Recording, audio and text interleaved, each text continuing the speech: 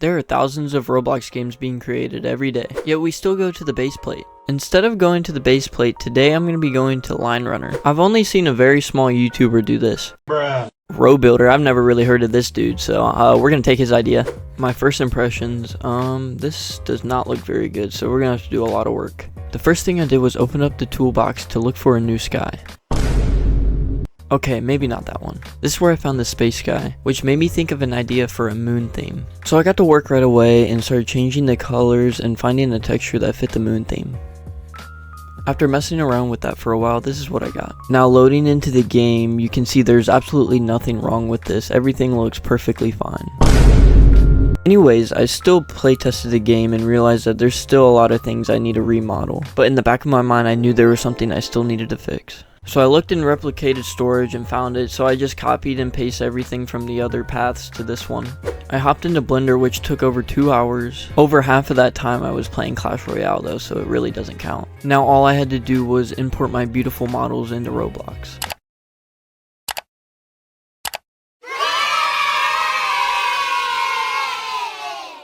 So then I did the tedious work of organizing all of my models.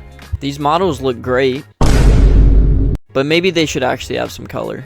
In the middle of me coloring things, I decided to test out the resizing of everything, and this pillar here kind of sucks anyway, so we're just gonna delete it. After coloring all of my models, I decided to replace the wooden spikes on the paths with the new moon spikes that I made. After putting the spikes in their places, I realized that they're all way too straight, so I decided to just randomly rotate them in different directions. This makes them look a lot more random than the previous spikes that were placed because they were all just straight up in the air. After doing my last couple rotations on the spikes, I decided to jump into the game and playtest it to make sure everything's working correctly. I will say, this game is pretty fun, but these models do need to be changed over to the new ones that I made, so let's do that. This is the first path that I got done, and it looks pretty good, so let's keep going. Once I finished half of the paths, I started playing, but once I died here, I saw that the mines were unanchored, so we gotta go anchor those. After anchoring all of the mines, I decided it would be a good idea to put a big mine in the pit to make it look really cool. And guys, I think I have an addiction. Right after this, I decided I'm gonna take a little break and played Clash Royale for 2 more hours. What was I doing? I wasted so much time on that game during this video. Anyways, after I started working on the map again, I decided the paths would look a lot better if they flared out further just to give more depth to the game. I even did this for the darker pieces, even though I don't think it's gonna make a difference in the game. I realized I didn't have enough assets to fill in the new area that we made, so I went into Blender and made new assets. This is what I cooked up in Blender. I made some rocks and some rocket ships to add to the map.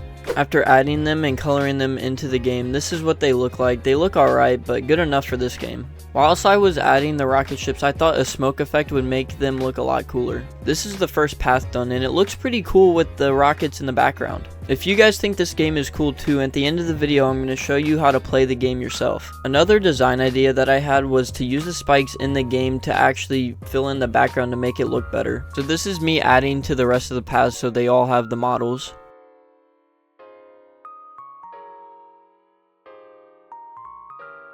After that, I extended the start path because I forgot to edit it earlier. This is what it looks like with a couple extra models, so then I just put it back in replicated storage so the game would actually work. So this is what all the paths look like. One thing I need to do is to put all of the models that I put there into their own folders so they actually spawn in the game. After putting all the models in their folders, I decided to playtest the game and realized there were a lot of things messed up about it. I mean, just look for yourself. Bruh. Whilst fixing those problems, I realized that there wasn't anything holding up these caves, so it looked like they were just floating. After doing that, I decided to playtest the game, and I think we're done. If you guys want me to add to this game, let me know. I can actually get a scripter in here and make it into a real polishable game. And if this game seems fun to you guys can go in the link in the description and play the game for yourself. And if you like this video, I'm sure you'll like these 2 videos on screen right now.